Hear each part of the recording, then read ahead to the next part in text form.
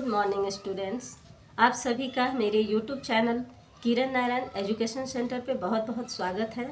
आज हम हिंदी व्याकरण का पहला अध्याय शुरू करेंगे। तो हिंदी व्याकरण का सबसे पहला अध्याय होता है भाषा एवं व्याकरण। तो चलिए देखते हैं भाषा एवं व्याकरण का पहला अध्याय। सबसे पहले देखेंगे कि भाषा कहते किसे हैं। सामान्यतः भाषा मनुष्य की सार्थक व्यक्त वाणी को कहते हैं। मनुष्य जो अपनी वाणी को बोलता है, अपनी वाणी से जो भी व्यक्त करता है और उस वाणी का सही अर्थ निकलता है तो उसे उस सही अर्थ को सार्थक व्यक्त वाणी कहते हैं। भाषा शब्द संस्कृत भाषा के भाष धातु से बना है। इसका अर्थ है वाणी को व्यक्त करना। यह ध्यान रखेंगे कि हिंदी भाषा का ये जो शब्द है भाषा, यह संस्कृत भाषा के भाष धातु से बना है। इसका अर्थ वाणी को व्यक्त करना होता है। इसके द्वारा मनुष्य के भावों, विचारों और भावनाओं को व्यक्त किया जाता है। भाषा की परिभाषा देना एक बहुत ही कठिन कार्य होता है, फिर भी भाषा वैज्ञानिकों ने इसकी अनेक परिभाषाएं दी है। आइए देखते हैं इनकी क्या क्या भाषा की क्या क्या परिभाषाएं हैं। पहला परिभाषा देखते हैं। भाषा वह माध्यम या साधन है जिसके द्वारा मनुष्य अपने भावों और विचारों को एक दूसरे के समक्ष प्रकट करना चाहता है। और दूसरा परिभाषा, भावों एवं विचारों को लिखित व मौखिक रूप से अभिव्यक्त करने के माध्यम को ही भाषा कहते हैं। तो बच्चों, ये इस परिभाषा से यह स्पष्ट होता है कि भाषा हम अपने भावों एवं विचारों को जो भी एक दूसरे के समक्ष व्यक्त करते हैं, प्रकट करते हैं, तो यही भाषा हमारे भाव और विचार, इसी को भाषा का रूप दिया गया है। भाषा, मनुष्य एक सामाजिक प्राणी है। समाज में रहते हुए वह अपने भावों और विचारों को एक दूसरे के समक्ष प्रकट करता है। आरंभ में मनुष्य की भाषा का रूप सांकेतिक था, पर ज्यों-ज्यों अभिव्यक्ति के साधन विकसित होते गए त्यों-त्यों भाषा का रूप भी लिखित होता गया। यहाँ यह देखना होगा कि मनुष्य एक सामाजिक प्राणी है और समाज में रहकर भी अपने सभी कार्यों को कर सकता है। समाज से बाहर रहते हुए मनुष्य या तो समाज से बाहर रहने वाला मनुष्य या तो देवता होता है या फिर दानव कहलाता है। इसलिए मनुष्य को अपने सारे कार्य समाज में रहकर ही पूर्ण करना पड़ता है। तो मनुष्य समाज में रहते हुए अपनी भावों को एवं विचारों को एक दूसरे के समक्ष प्रकट करता है। और जैसे जैसे एक दूसरे से हमें ज़रूरत पड़ती है, उस तरह से हमारे भाषा का विकास होता चला जा रहा है। और जो जो भाषा का विकास हुआ तो भाषा का रूप भी लिखित होता चला गया है। अब हम देखते हैं कि भारत में बहुत ऐसी भाषाएं हैं जिसको बहुत सारी भाषाओं से मिल का रूप है भारत। लेकिन कुछ प्रमुख भारतीय भाषाओं के नाम यहाँ इस प्रकार से दिए गए हैं। कुल 22 भाषाएं हैं। इनमें हिंदी, असमी, कन्नड़, मराठी, सिंधी, पंजाबी, मलयालम, संथाली, बंगला, कश्मीरी, नेपाली, तमिल, बोडो, उर्दू, संस्कृत, कोंकणी, उड़िया, तेलुगु, डोगरी, मैथिली, गुजराती और मणिपुर, कुल 22 भाषाएं भारतीय भाषाओं में प्रमुख स्थान दिया गया है। अब देखते हैं कि भाषा के रूप। विकास की दृष्टि से भाषा के 3 रूप हैं। पहला है मौखिक या कथित भाषा, दूसरा है लिखित भाषा और तीसरा आता है सांकेतिक भाषा। एक एक कर हम तीनों भाषाओं को यहाँ विस्तार पूर्वक समझेंगे। पहला, मौखिक या कथित भाषा। भाषा का वह रूप जिसे हम मुंह से बोलते हैं और कानों से सुनकर समझते हैं, उसे मौखिक भाषा कहते हैं। भाषा का मौखिक रूप ही मूल रूप होता है, जैसे बातचीत करना, भाषण देना, कहानी सुनना आदि मौखिक भाषा के रूप है। यहाँ हम समझेंगे बच्चों कि मौखिक भाषा को हम बोलते हैं और सुनते हैं। जो हम बोलकर और सुनकर समझ रहे हैं उसे ही मौखिक भाषा का रूप कहेंगे। दूसरा है लिखित भाषा। दूसरा है लिखित भाषा।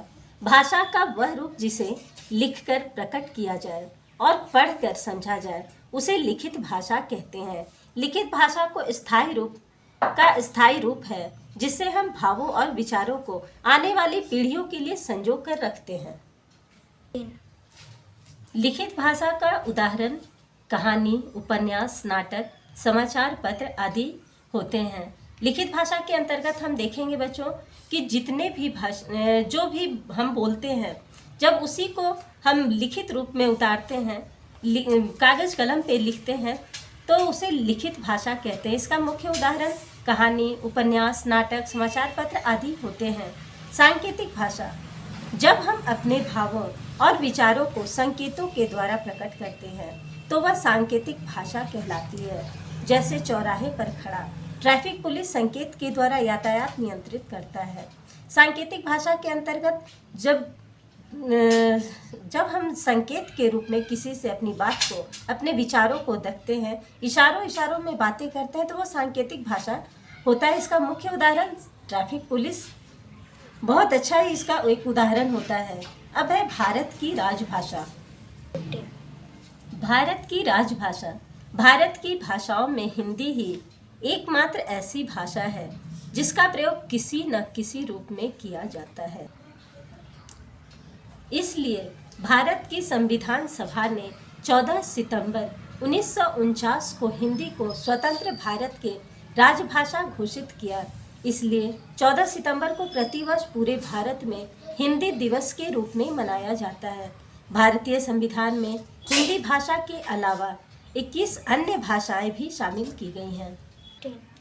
तो बच्चों, अभी तक हमने समझा कि भारत की राजभाषा हिंदी, भारत को की राष्ट्रभाषा के रूप में हिंदी को बनाया गया है। 14 सितंबर 1949 को भारत को राष्ट्रभाषा का दर्जा दिया गया। साथ ही 21 अन्य भाषाओं को भारतीय संविधान में शामिल किया गया। अब हम देखते हैं कि बोली किसे कहते हैं। किसी क्षेत्र के विशेष में प्रयोग की जाने वाली भाषा को के स्थानीय रूप को बोली कहा जाता है। यहाँ ध्यान देना होगा कि हम जो अपने क्षेत्र विशेष में, अपने जहाँ हम रहते हैं उस क्षेत्र विशेष में जिस भाषा का प्रयोग करते हैं, जिस बोली का प्रयोग करते हैं, जो स्थानीय रूप में एक दूसरे से बोलते हैं, उसे ही बोली कहा जाता है। अर्थात एक सीमित क्षेत्र की भाषा को बोली कहते हैं। इसमें व्याकरण के नियमों पर विशेष ध्यान नहीं दिया जाता है। इसका प्रायः साहित्य और सरकारी कामकाज में प्रयोग भी नहीं किया जाता है। कुछ प्रमुख बोलियां जो निम्नलिखित हैं: बघेली, मारवाड़ी, भोजपुरी, अवधी, कन्नौजी आदि कुछ प्रमुख बोलियां हैं जो हमारे देश में बहुत जगहों पर बोली जाती है। भाषा और बोली में अंतर। अब हम समझते हैं कि भाषा और बोली में क्या अंतर है। भाषा और बोली में अंतर। अब हम समझते हैं कि भाषा और बोली में क्या अंतर होता है।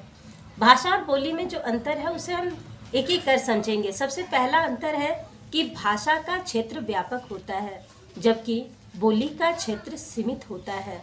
भाषा का दूसरा है कि भाषा का अपना लिखित साहित्य होता है जबकि बोली केवल एक उच्चारण तक ही सीमित होती है। और तीसरा अंतर है कि भाषा में व्याकरण के नियमों का ध्यान नहीं दिया जाता है, उसका पालन नहीं किया जाता है, जबकि माफ कीजिएगा, भाषा में व्याकरण के नियमों का पालन किया जाता है जबकि बोली में व्याकरण के नियमों का पालन नहीं किया जाता है। उल्टा। तो बच्चों, अभी तक हमने समझा कि भाषा क्या है, किसे कहते हैं और बोली क्या है। अब हम समझेंगे कि लिपि किसे कहते हैं। लिपि मौखिक भाषा को बोलते समय हमारे मुख से कुछ ध्वनियाँ निकलती हैं। इन ध्वनियों को लिखित रूप देने के लिए कुछ चिन्ह निर्धारित किए गए हैं, अर्थात भाषा को लिखने का ढंग ही लिपि कहलाता है। हर भाषा की अपनी विशेष लिपि होती है। इस प्रकार भाषा का लिखित रूप को लिपि कहते हैं। नीचे कुछ प्रमुख भाषाओं की लिपियों के नाम दिए जा रहे हैं। तो बच्चों, यहाँ हमने समझा कि जब हम जो भाषा बोलते हैं और इसी भाषा को बोलने के लिए जब हम उसे लिखित रूप में उतारते हैं तो लिखित रूप में लिखने के लिए उसके लिए कुछ चिन्ह निर्धारित किए गए हैं और इन्हीं चिन्हों को जब हम कागज़ पे उतारते हैं तो उसे लिपि कहते हैं। अर्थात लिपि को किसी भी भाषा को लिखने का विशेष ढंग होता है और इसी विशेष ढंग को लिपि कहते हैं। कुछ प्रमुख लिपियाँ, जैसे भाषा की कुछ प्रमुख लिपियाँ हैं। हिंदी भाषा की लिपि देवनागरी है। संस्कृत भाषा की लिपि भी देवनागरी है। गुजराती भाषा की लिपि देवनागरी, मराठी भाषा की लिपि देवनागरी, नेपाली भाषा की लिपि देवनागरी, उर्दू भाषा की लिपि फारसी, पंजाबी भाषा की लिपि गुरुमुखी, बंगला भाषा की लिपि बंगाली और जर्मन भाषा की लिपि रोमन है। अब हम देखेंगे कि भाषा के कितने अंग होते हैं। भाषा के अंग, भाषा के मुख्य रूप से 5 अंग माने जाते हैं: ध्वनि, वर्ण, शब्द, पद तथा वाक्य। इन्हीं 5 अंगों के मिलने से भाषा का रूप बनता है। अब देखेंगे हम कि साहित्य क्या है और किसे कहते हैं। प्रत्येक भाषा के ज्ञाता और विद्वानों द्वारा जो ज्ञान लिपिबद्ध करके सुरक्षित रखा जाता है वह साहित्य कहलाता है। अर्थात किसी भी भाषा के ज्ञान के संचित कोश को साहित्य कहते हैं। मूल रूप से साहित्य की रचना 2 रूपों में, गद्य और पद्य में की जाती है, जिन्हें साहित्य की विधाएं भी कहते हैं। तो यहाँ हम समझते हैं कि साहित्य क्या है।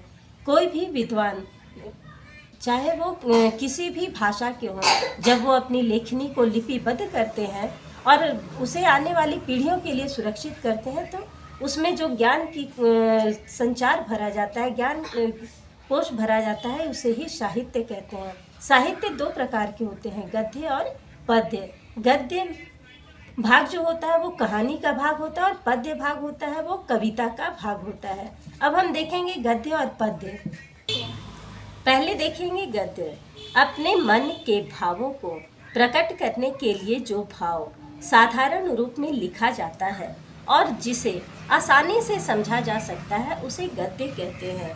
अर्थात जब हम अपने मन के भाव को प्रकट करने के लिए जो भी कुछ लिखते हैं, एक कहानी के रूप में विस्तार पूर्वक लिखते हैं और बिल्कुल सरल भाषा में लिखते हैं, तो वह गद्य का भाग कहलाता है। आगे देखेंगे पद्य।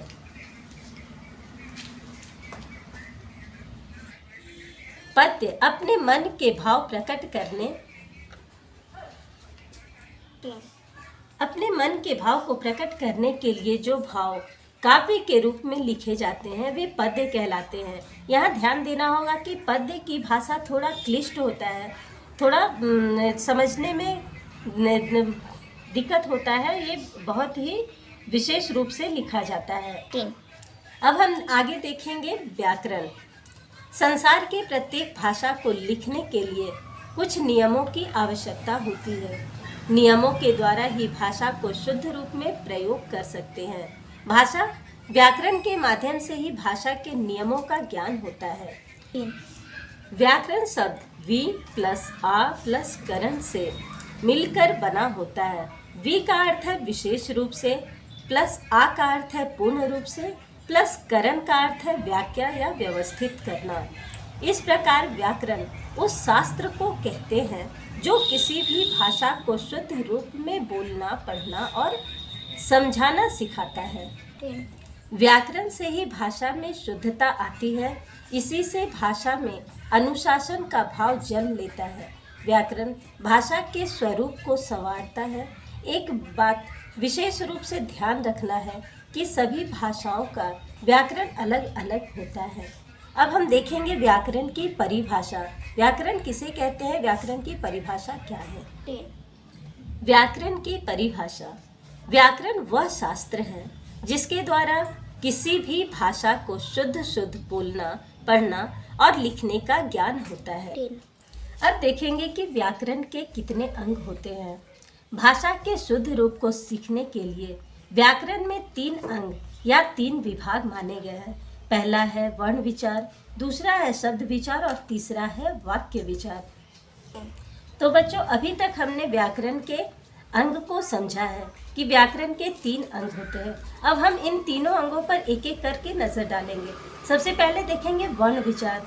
इसके अंतर्गत वर्णमाला, वर्णों के भेद, उनके उच्चारण स्थान, वर्ण विच्छेद आदि पर विचार किया जाता है। दूसरा है शब्द विचार। इसके अंतर्गत शब्दों की उत्पत्ति, रचना, उनके भेद आदि का उल्लेख किया जाता है। और तीसरा है वाक्य विचार। इसके अंतर्गत वाक्यों की रचना, भेद, प्रयोग आदि पर विचार करते हैं। अब तक हमने देखा कि भाषा किसे कहते हैं, लिपि किसे कहते हैं और व्याकरण क्या है। अब हम देखेंगे कि एक एक करके शुरू से अंत तक हमने अभी तक क्या पढ़ा और क्या जाना। अब हमने यहाँ तक क्या क्या सीखा है, एक एक पॉइंट करके देखेंगे। पहला है कि मनुष्य एक सामाजिक प्राणी है। दूसरा, भाषा वह साधन है जिसके द्वारा मनुष्य बोलकर, लिखकर व पढ़कर अपने मन के भावों या विचारों का आदान प्रदान करता है। तीसरा है, भाषा के 3 रूप होते हैं, पहला मौखिक, दूसरा लिखित और तीसरा है सांकेतिक। चौथा में देखेंगे कि 14 सितंबर 1949 को हिंदी भारत की राष्ट्रभाषा के रूप में राष्ट्रभाषा बनाया गया। नेक्स्ट है, एक सीमित क्षेत्र की भाषा को बोली कहते हैं। नेक्स्ट, भाषा के लिखने के ढंग को लिपि कहते हैं। भाषा के 5 अंग हैं, ध्वनि, वर्ण, शब्द, पद तथा वाक्य। 8वां है, व्याकरण से भाषा के शुद्ध रूप का ज्ञान होता है। 9वां, किसी भी भाषा के ज्ञान के संचित कोश को साहित्य कहते हैं। 10वां, साहित्य की 2 विधाएं होती हैं, गद्य और पद्य। 11, व्याकरण के 3 अंग या 3 विभाग होते हैं, वर्ण विचार, शब्द विचार और वाक्य विचार। और 12वां, 14 सितंबर को हिंदी दिवस के रूप में मनाया जाता है। तो बच्चों, यहाँ यह अध्याय भाषा एवं व्याकरण समाप्त होता है। और इस भाषा एवं व्याकरण में अभी तक हमने जो पढ़ा, इसमें कुछ प्रश्न भी आते हैं और इन प्रश्नों को अभी जो मैंने बनाया है वो पहला प्रश्न है। पहला है, भाषा किसे कहते हैं, उदाहरण देकर लिखें। इसका जवाब आपको इसी भाषा एवं व्याकरण के सीरीज में मिल जाएगा। दूसरा प्रश्न है, भाषा के बोलने का रूप, भाषा के कितने रूप हैं। तीसरा प्रश्न है, लिपि किसे कहते हैं, हिंदी भाषा किस लिपि में लिखी गई है। चौथा प्रश्न है, साहित्य किसे कहते हैं, इसकी कितनी विधाएं होती है, स्पष्ट कीजिए। 5वां, बोली और भाषा का अंतर स्पष्ट कीजिए। 6ठा, व्याकरण किसे कहते हैं, इसके कितने अंग हैं, स्पष्ट कीजिए। 7वां, भाषा के लिए व्याकरण की क्या आवश्यकता है। 8वां, भारत की राष्ट्रभाषा कौन सी है, इसे राष्ट्रभाषा का दर्जा कब दिया गया। और 9वां, हिंदी दिवस कब मनाया जाता है। तो इस तरह से ये अध्याय हमारा समाप्त होता है।